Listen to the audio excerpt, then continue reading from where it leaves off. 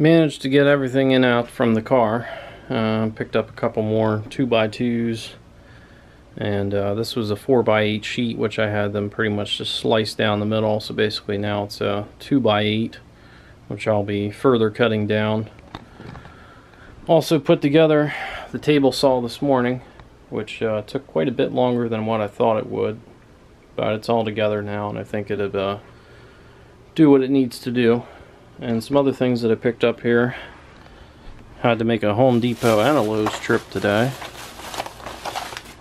So, got some countersink tools there for when I screw the screws in. Which I picked up some wood screws. Got two different lengths.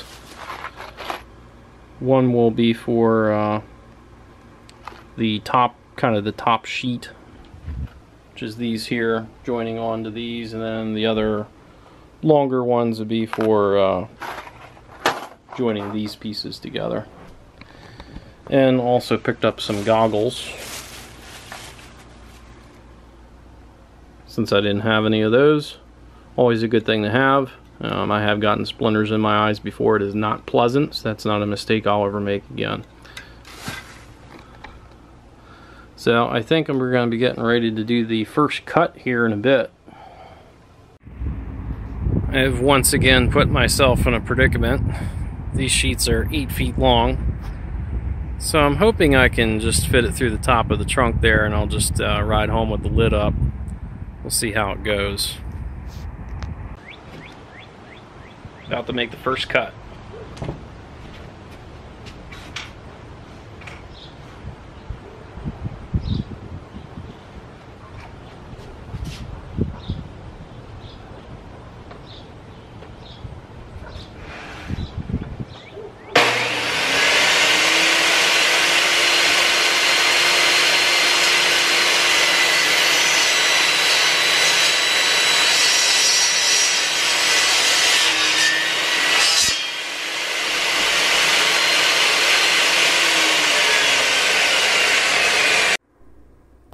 Fast forward a couple nights later here, I'm going to show you some problems that I'm running into. So I put together one of the modules, and the mistake that I made was getting very cheap wood. These sections here were, I guess, about $1.38 a piece or something. They came in 8-foot sections, and I had picked up bunches of them. But the problem I'm running into is that it's bowed. So that ain't gonna work. So I actually picked up some better wood, and also these were also pre-cut to 6 foot, but it's a little bit higher quality. I think it said it was pine. Real nice finish to it, and super straight, so I won't have that problem moving forward. Picked up a couple other things too, and these won't go to waste, because I can still use these for bracing, and also for some of the intersections here, I can use those still in the middle for bracing on there. So that'll still work, so I'll make use of them. And I picked up some of these metal things, just for making more clear-cut angles and straighter lines. Also picked up a circular saw. There's another device that I'm going to need, which is kind of like a straight edge that I can run across to cut the sheets there. Got one of my bike uniforms hanging up. That's what that weird thing is there. And of course the table saw I've used a couple times now.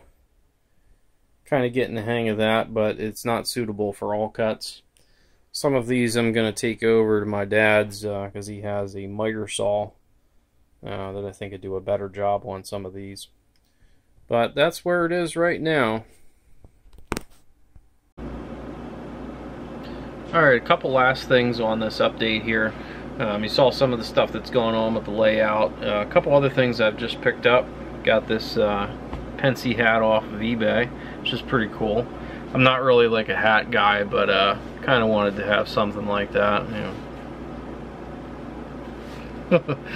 Anyways, a couple models I've been working on lately. This is actually an Athearn Blue Box model. I don't know how well you can see it there. It's a Dash 8 demo, or I'm sorry, Dash 9 demo. But it actually has the Blue Box shell on it, but then it has actually an Athearn Genesis motor in it, and then also it has lock sound in it. Has one speaker right now, probably going to do a dual speaker setup on it. Also the number boards here, those are custom because these didn't originally actually have that. And there's a couple other decals I'll probably put on here. But that's something pretty cool I've been working on. I've always liked these. And it's got LEDs, of course, too. Usual stuff that I do.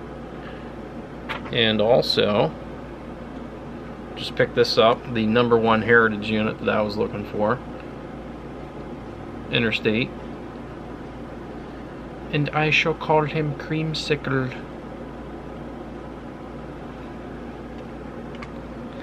A couple other things in the works too. Probably going to be getting some Tier 4 Gevos. Seriously considering picking up one of the Intermountains. I've heard some really good things so far on one of those. And definitely going to get one of the Scale Trains ones and maybe do a head-to-head comparison on them. I think that'd make for a pretty cool video. Kind of undecided on what road names to go with just yet on that. But that's kind of all that's in the works. There'll be some more layout progress here as things get done on that. I didn't make enough progress last week while I was on vacation, so I'm back to work now, so there's limited time that I have to work on that, but hopefully this weekend I have some better results.